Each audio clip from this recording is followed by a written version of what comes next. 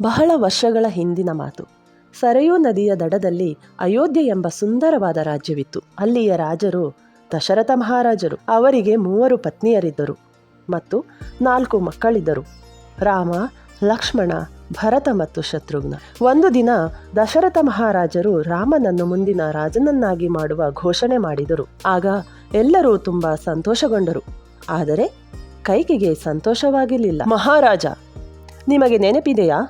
ನೀವು ನನಗೆ 2 ವಚನಗಳನ್ನು ಕೊಟ್ಟಿದ್ದೀರಿ. ಇಂದು ಆ 2 ವಚನಗಳನ್ನು ಪೂರೈಸುವ ಸಮಯ ಬಂದಿದೆ. ನನ್ನ ಮಗ ಭರತ ಅಯೋಧ್ಯೆಯ ರಾಜನಾಗಬೇಕು ಮತ್ತು ರಾಮ 14 ವರ್ಷ ವನವಾಸಕ್ಕೆ ಹೋಗಬೇಕು. ರಾಜ ದಶರಥನ ಆಜ್ಞೆಯನ್ನು ಪಡೆದು ರಾಮ, ಲಕ್ಷ್ಮಣ ಮತ್ತು ಸೀತೆ 14 ವರ್ಷ ವನವಾಸಕ್ಕಾಗಿ ಹೊರಟರು. ಅವರು ಪಂಚವಟಿಯಲ್ಲಿ ನೆಲೆಸಿರುತ್ತಾರೆ. ಸೀತಾದೇವಿ ಒಂದು ದಿನ ಬಂಗಾರದ ಜಿಂಕೆಯನ್ನು ನೋಡುತ್ತಾಳೆ. ಬಂಗಾರದ ಜಿಂಕೆಯನ್ನು ಕಂಡ ತಕ್ಷಣ ಸೀತೆಯ ಮನಸ್ಸಿಗೆ ತುಂಬ ಖುಷಿಯಾಗುತ್ತದೆ. ಯಾರಾದರೂ ಇದನ್ನು ತಂದುಕೊಡಿ. ಸೀತಾಮಾತೆಯ ಈ ಮಾತನ್ನು ಕೇಳಿ ಶ್ರೀರಾಮ ಅರಣ್ಯದ ಕಡೆಗೆ ಮೃಗವನ್ನು ಹುಡುಕಲು ಹೊರಡರು. ಬಹಳ ಸಮಯವಾಯಿತು. ಶ್ರೀರಾಮ ಇನ್ನೂ ಹಿಂದಿರುಗಿ ಬಂದಿಲ್ಲ. ಲಕ್ಷ್ಮಣ, ಹೇ ಸೀತಾ ಎಂದು ಒಂದು ಕೂಗು ಕೇಳಿಸುತ್ತದೆ. ಲಕ್ಷ್ಮಣ, ನೋಡು, ಪ್ರಭು ಶ್ರೀರಾಮ ನಿನ್ನ ಸಹಾಯಕ್ಕಾಗಿ ಕರೆಯುತ್ತಿದ್ದಾರೆ. ಮಾತೆ, ಇದು ಯಾವುದೋ ಮಾಯದ ಶಕ್ತಿಯ ಕೆಲಸ ಎನಿಸುತ್ತಿದೆ. ನೀವು ಚಿಂತಿಸಬೇಡಿ. ಅಗ್ರಜ ಆದಷ್ಟು ಬೇಗ ಮರಳಿ ಮನೆಗೆ ಬರುತ್ತಾರೆ. ಇಲ್ಲ ಲಕ್ಷ್ಮಣ, ನನ್ನ ಆಜ್ಞೆಯನ್ನು ಪಾಲಿಸು.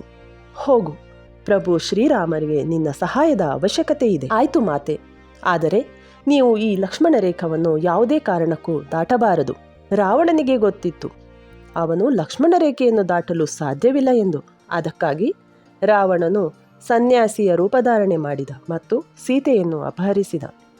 ಜೋರಾಗಿ ನಗುತ್ತಾ ರಾವಣ ರೂಪವನ್ನು ತಾಳಿ ಸೀತಾ ದೇವಿಯನ್ನು ಎಳೆದುಕೊಂಡು ಹೋಗುತ್ತಾನೆ.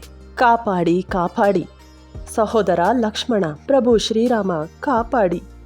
ರಾಮ ಮತ್ತು ಲಕ್ಷ್ಮಣರು ಕುಟೀರದಲ್ಲಿ ಸೀತಾಮಾತೆ ಇಲ್ಲದಿರುವುದನ್ನು ಕಂಡು ಇಬ್ಬರು ಚಿಂತೆಗೊಳಗಾಗುತ್ತಾರೆ ಮತ್ತು ಅವರನ್ನು ಹುಡುಕಲು ಹೊರಟರು. ಶ್ರೀರಾಮ, ಲಕ್ಷ್ಮಣ ಹಾಗೂ ಹನುಮಂತ ಸೇರಿ ಲಂಕಾ ಮೇಲೆ ಆಕ್ರಮಣ ಮಾಡಿದರು. ರಾಮ ಮತ್ತು ರಾವಣನ ನಡುವೆ ಯುದ್ಧವಾಯಿತು.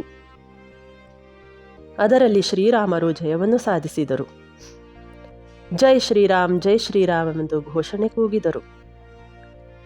ಅದಕ್ಕೋಸ್ಕರ ಈ ದಿನವನ್ನು ವಿಜಯದಶಮಿ ಎಂದು ಕರೆಯುತ್ತಾರೆ. ಈ ಹಬ್ಬವನ್ನು ಕೆಟ್ಟದ್ದರ ಮೇಲೆ ಒಳ್ಳೆಯದಕ್ಕೆ ವಿಜಯ ಎಂದು ಸಾರುತ್ತದೆ.